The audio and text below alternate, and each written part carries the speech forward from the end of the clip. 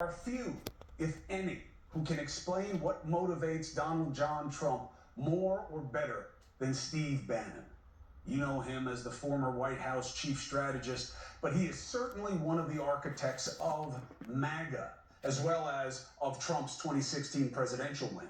You know, he was in limbo for a bit, right? You may remember after calling a meeting that Trump's son and advisors had with Russians as potentially treasonous, but he's too valuable to stay estranged.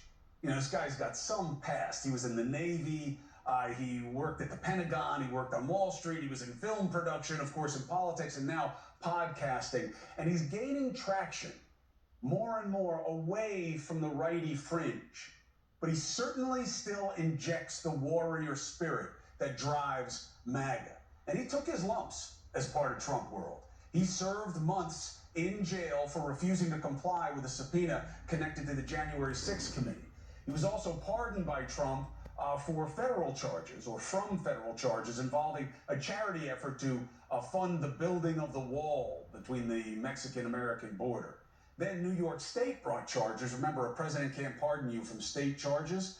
And Bannon just pleaded guilty as part of a conditional discharge deal. So it seems that the past is behind him. So I want to talk about our present and our potential future, how he can explain what we're seeing in the administration and what his role might be. Because this is the guy behind much of the aggressive messaging. America being at war, the Democrats being the enemy, the media the enemy of the people. Okay, you've heard Trump say that a lot, but Bannon coined it, okay, in terms of this iteration of usage. The administrative state, that there needs to be shock troops to take control of the government institutions. He infamously predicted that all hell would break loose on January 6th.